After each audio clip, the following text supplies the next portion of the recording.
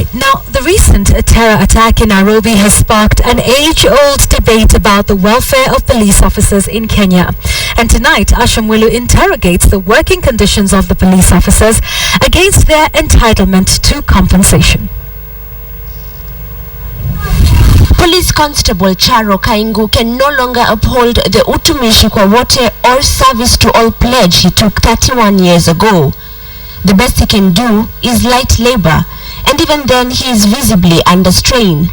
For 16 years, Charo had diligently served at the Marereni Garsen police post. That was until his base was attacked by armed criminals. Mmoja alilenga kichwa changu akapiga kioo, ile nuva ya kioo ndio tukapata haya maisha yangu yote kabisa. Admitted in hospital for 3 months, Charo's life took a turn for the worst. He completely lost his vision and needed 500,000 shillings for further treatment in India, an amount neither his family nor his employer could afford. Shortly thereafter, he was redeployed, and his new role was to handle the police station's telephone calls. Nimepata na hakika hizo pesa hazingeweza kunisaidia tena. Watoto wangu bado wako nyuma. Na sikuwa na nia kwamba nitoke mapema kwa polisi. Na sija kusia polisi yoyote. Basi naona ni kama nadumika. Stories like Charo's are however becoming all too familiar within the Kenyan police service. He is one of the hundreds of officers whose welfare was neglected by the government in total disregard of their dedication in their many years of service. In late 2012, activists took to the streets of Nairobi in a protest dubbed Polisi ni Rafiki to raise awareness on the poor conditions under which Kenyan police officers work. The campaign has been extended online, but there has been very little change on the ground for the police officers. If we can help their living conditions, because we realize police live in squalid conditions, maybe they can do their work better. And we've had input from all generations, the old, young people. Young people seem to be more receptive, the older generation seem to be more conservative in this. In June this year, Treasury allocated 67 billion shillings to the police service to modernize the security agency. However, the Westgate Mall attack left the Kenya police completely exposed. The officers who responded to the shootout had no protective gear during the operation. So while the police motto dictates that police officers serve all Kenyans, who will look into the ever-deteriorating welfare of the police? Asha Mwilu, KTN, Nairobi.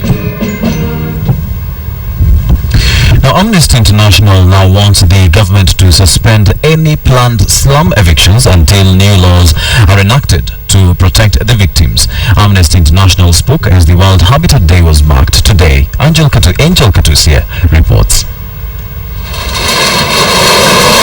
The pain and uncertainty of losing one's home, demolitions clearing everything in their way, in the dead of the night.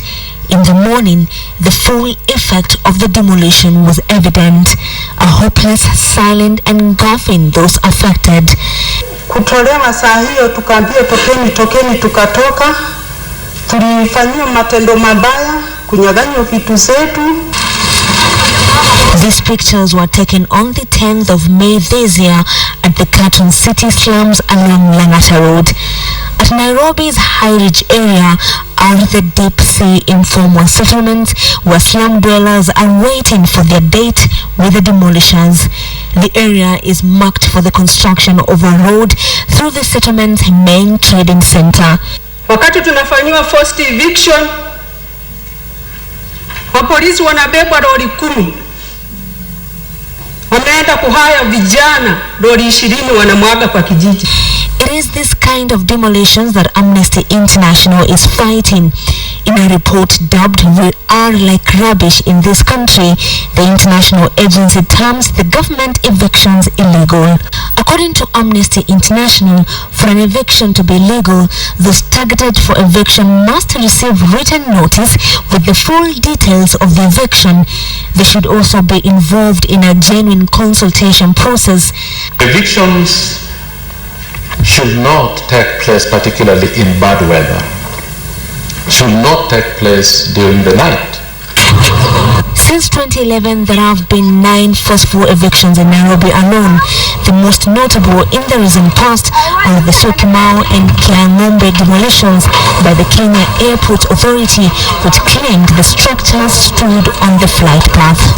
The body is calling for legislations to address the matter, but until then, squatters and slum dwellers will have to continue sleeping with one eye open as they hope for the best and expect the worst. Angel Katusia, KTN.